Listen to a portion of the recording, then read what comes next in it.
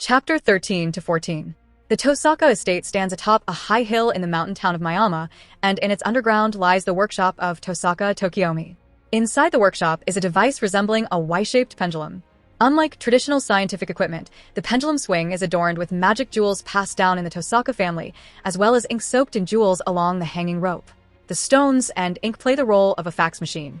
The stone paired with the jewels on this pendulum has already been given in advance to the spy prepared by the Tosaka family for the Holy Grail War. When this stone is placed in the pen holder and writing begins, the resonating jewel begins to shake, and the ink drops precisely reproduce the writing on the rolling paper below, reflecting the text written in the distance. This is the operating principle of this device. Now, the magical stone pendulum is resonating with the stone in London on the opposite side of the Earth. The apparently irregular, back-and-forth motion reproduces the reporter's strokes correctly. Tokiomi, who discovered the spy report, picked up the paper and read the written text word for word. Every time I see this thing, it feels incredible. You think a fax machine would be more convenient. But with this, you don't need electricity or worry about breakdowns, and you don't have to worry about leaks at all. You don't need to rely on any new technology. We magicians have tools that are just as convenient and have been in use for a long time, Tosaka Tokiomi said. To Kirai, the fax machine that anyone can use is much more convenient, but the premise of this convenience, that anyone can use it, is certainly not within Tokiomi's consideration. In his view, it is natural for the aristocracy to have more technology and knowledge than the common people. Tokiomi, who still holds this ancient view in this era, is truly of classic magus, through and through. The latest report from Clock Tower. The child prodigy, Lord Elmalloy, has summoned a servant using a new holy relic, and is on his way. It's not just that, Einsburn has also boarded the plane. It's just that the sudden appearance of Castor, who completed the 7 servants, caused the Holy Grail to activate nearly a year earlier than usual. This is not normal. It just means that the Holy Grail system has enough magical energy stored to start the ceremony, so the Holy Grail will gather the 7 people regardless of the time. The one who was brought in just to make up the numbers is just a small matter, nothing to be afraid of. Tokiomi is a uniquely optimistic individual, and Kirai has been working closely with him for over 2 years. As such, Kirai has a deep understanding of Tokiomi's habits and tendencies. While Tokiomi is very careful and meticulous in planning, he can be careless during the execution phase, often leaving certain details entirely in Kirai's hands. Despite this, Kirai has become accustomed to this dynamic. Take care. Kirai, did anyone see you when you entered my house? Remember that we are still publicly seen as being in a hostile relationship. According to Tosaka Tokiomi's arrangements, they deliberately released the twisted facts. For nearly 2 years, Kirai was selected by the Holy Grail, but as per Tokiomi's wishes, he carefully kept the brand on his right hand hidden until this month. He publicly revealed that he had received the command spells and pretended to be a fellow competitor for the Holy Grail, breaking with Tokiomi. Please don't worry, there are no servants or magical devices that are monitoring this house, visible or invisible. This, I can guarantee. As a third voice spoke, a black shadow appeared next to Kirai, revealing a twisted figure that seemed to appear and disappear. The tall, thin figure had previously accompanied Kirai in the form of a spirit, but now it had materialized in front of Tokiomi. This being, with magic that surpassed human understanding, was a servant. Dressed in a black robe and white skull mask, this strange man exuded an otherworldly presence. Yes, he is the servant known as Hassan of the 100 Faces, summoned earliest during the Fourth Holy Grail War. He made a contract with Kirai Kodomine and performed the duties of assassin. A little obstructive magic can't fool the servant assassin, Hassan, he said, assuring Tokiomi. There are no traces of being tracked or monitored around my master Kirai.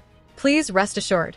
Hassan knew that Tokiomi was above Kirai in position, belonging to the position of ally master, so he respectfully reported while lowering his head. As soon as a servant summoned by the Holy Grail appears, my father, Rise Kodomine, will immediately find out exactly which class he belongs to, Kirai explained. Rise Kodomine, Kirai's father, currently serves as a special priest dispatched to the Fuyuki Church to oversee the Holy Grail War. He also has been given a magical device by the church called the Spirit Plate, which has the function of displaying the attributes of heroic spirits. The identity of the master can only be confirmed through their own investigation, but the number of summoned servants, their class, and other details can be obtained by the supervisor through the spiritual plate as long as they appear on the land. Fortunately, the supervisor has already formed a cooperative relationship with Tosaka Tokiomi and is acting in their favor as the referee. According to my father, there are already 5 servants in Fuyuki City at present, so Saber and Lancer, who have not yet appeared, will inevitably be in the hands of Einsburn and Elmalloy. However, due to the war being advanced by 1 year, other magicians are still far from taking action. The only ones to worry about are the Matou family, as they're likely to be fully prepared like us. Additionally, since you plan to pass Sakura on to them, there is no guarantee that they will not use her as a hostage to threaten us. Matou Zoken has already entered into a magical contract with me, Tosaka Tokiomi explained elegantly. In exchange for my handing Sakura over to the Matou family, they will abandon their participation in the Holy Grail War and even agree to assist my family. So the Matou family is now your allies? Kirai asked. Tokiomi nodded. The current generation of inheritors in the Matou family are weaker than those of the past. I want to give Sakura to them to prevent the clock tower from sealing them off later on. Additionally, Matou Zoken wouldn't mind having a child with Sakura's excellent magical aptitude. That's why I made the request, and he agreed. It's not surprising that you're the most prepared master, Kirai praised.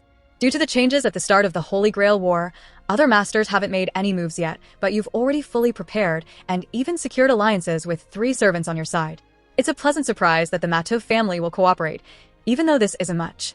However, this place is surrounded by other summon familiars placed by other masters, so it's just a matter of time. Tokiomi revealed a smile. Kirai nodded and added, this place, along with the Matou residence and the Einsburn villa, has been determined to be the master's base. One of the advantages of the 3 great families against foreign magi is that they operate in the shadows. This gives them a significant edge in espionage wars, especially during the prelude to the Holy Grail War, when they can utilize their home base.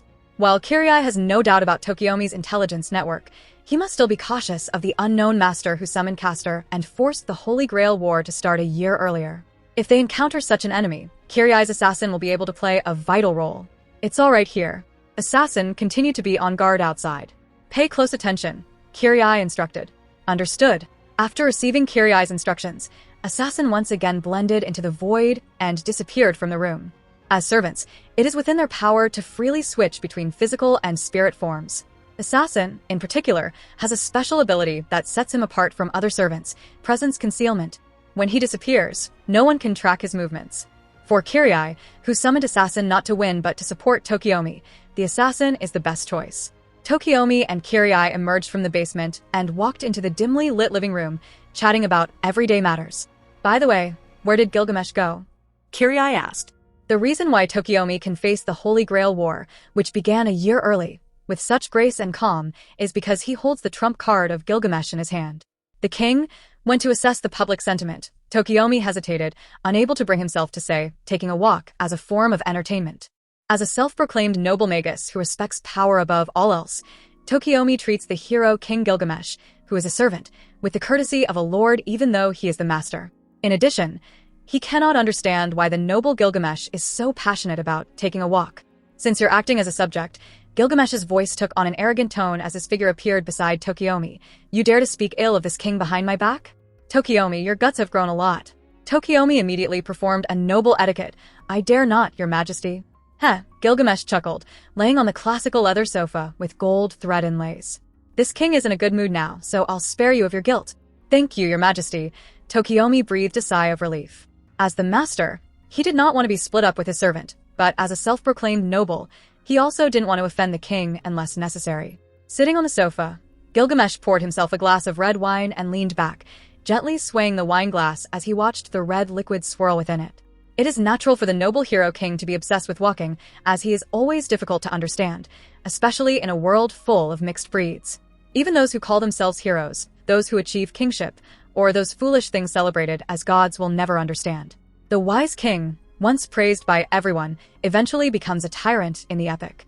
They will never understand his sadness, his helplessness, his anger, his expectation, his disappointment, his loneliness, and everything else, because the only person who could understand is no longer there.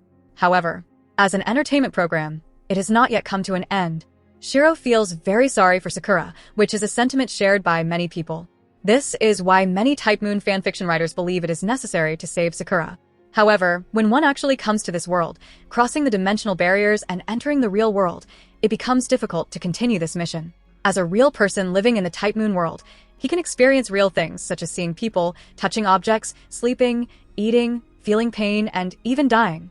This is a far cry from simply reading novels and mockingly viewing the high-dimensional protagonist as a carefree reader. If he is able to successfully navigate the Grail Wars and use his knowledge of the future to his advantage, he could become a wealthy, successful businessman in this world. He might even become a celebrity, frequently appearing in magazines and being a hot topic on the internet. Ultimately, he could marry a beautiful, normal young woman. Or perhaps his wealth and success would lead him to have several mistresses. However, as a fan of Type Moon, one might wonder how it feels to have wives like Artoria and Scathach, both of whom are national-level characters. Would it not be a waste of the opportunity to cross over into this world if one did not indulge in it? One might also assume that, as normal urban young people in the 21st century, they would be able to survive in a world where murderers lurk around every corner. However, upon realizing that they have indeed come to the Type Moon world, Shirou was pretty sure they would decide to be practical and focus on simply surviving the Fourth Holy Grail War before living a simple, wealthy life in this world. In order to do this, they must suppress their inner guilt, which stems from knowing about Sakura's tragic fate and not attempting to prevent it as a normal person would. However, the news from Gilgamesh has left Shirou feeling restless and distressed. Most importantly, his mother, Fujimura Chiyo, has taken a liking to Sakura. I don't know what kind of person Mr. Tosako is, or why Sakura had to run away from home, Mrs. Fujimura mutters. She left so quickly. Even if she can't be my daughter, she can be my niece. The clothes I bought for her can also be taken away. Shirou is somewhat annoyed at this. Sakura. Whether it's his own worries or the news from Gilgamesh, now that he's returned home and heard his mother's rambling, Shirou feels like the whole world is telling him to go save Sakura. Shirou's rational control falters in an instant, and he is unable to contain the flames of rebellion that rise up within him. It feels as though the entire world is pushing him to save Sakura, as if he will be tormented by regrets forever if he doesn't take this opportunity to risk everything. So then he'll go and save her. That's right. It's not a matter of going against his own desires, of letting his rationality burn away, or of wanting to abandon his way of life. It's a question of being forced to act. And when he's being forced, he has no choice. Shirou shifts the blame, thinking that the desire beating in his heart is not his own wish, but rather the result of external forces. He shifts all of the guilt onto someone else, anyone who will take it. It doesn't matter who this someone else is as long as there exists such a solipsistic existence, because this can prove Shirou's rationality. With the resolution confirmed, Shirou begins to prepare his plan. To the hot-blooded youth, the idea of performing acts of kindness with the sole purpose of saving others without any thought of reward may seem admirable. But to Shirou, who possesses a mature soul, he knows all too well that such kindness given freely is ultimately a self-serving act. He knows that such acts are ultimately futile, as they do not address the root causes of suffering and are unlikely to bring about lasting change. Purpose, method, and consequence, these 3 points must be rationally considered. According to the information Shirou obtained from Gilgamesh, Sakura will be sent to the Mato family by Tokiomi in 3 days. However, Shirou is not familiar with the mountain town of Miama, so before then, he needs to understand the terrain. Fortunately, this is not difficult for him. After merging with the Saint Graph of Amiya, Shirou's memory has greatly increased. So, after wandering around the mountain town of Miama, he is able to remember the terrain and the location of the Mato family. After using suggestion to locate the hotel where Mato Korea was staying under police surveillance, he also obtained the internal structure of the Mato family by using the demi-servants caster class suggestioned on them before they left, creating a map of the family's structure. On the second night, Shirou used suggestion on his parents and then left home to visit the Mato family. I must be insane to risk my life to save a girl I barely know, who I've only been acquainted with for a couple of weeks. Shirou cursed himself for his irrational behavior. October 2nd, 1993, Saturday, 22:52. As planned, Shirou arrived at the previously selected area near the Mato family mansion at the appointed time, his gaze fixed on the gates of the mansion. Although Gilgamesh had told Shirou about Sakura, he had not provided any specific details, only saying that it would happen within 3 days. This led Shirou to suspect that Gilgamesh may be a real tax evader. Since relying on chance is not Shirou's style, he began setting up an ambush in the early morning of the 3rd day. At this moment, Shirou looks like a professional assassin, dressed in a black bodysuit, tight pants, black gloves, and a black cloak. In order to avoid being seen, he has covered himself as much as possible. In Shirou's eyes, however, this is only a basic level of concealment. Shirou even went to the hair salon beforehand to dye his distinctive red-brown short hair black. As he was doing this, he couldn't help but think that he looked like Gudao and FGO, with similar features except for the different eye color. However, this was just an illusion. In order to further avoid being recognized, Shirou also wore a pair of blue-colored contact lenses. This is what he considers to be a mid-level form of concealment. The craziest thing is that he even wore a set of Ultraman 7's leather suits bought from a children's shopping center. He deliberately bought a larger size and wore shoes that increased his height by 7 centimeters. This is completely crazy. With these 3 layers of concealment, it is difficult for Shirou to be recognized based on his height, body shape, hair color, eye color, and other physical characteristics. This level of caution might be expected of someone who is very determined to stay alive. However, if this were to be spread out, it would probably make people speechless for half a day. At least Mr. Gold, the well-intentioned citizen who provided the information, is speechless at the moment. He has never seen someone dressed like this to commit robbery.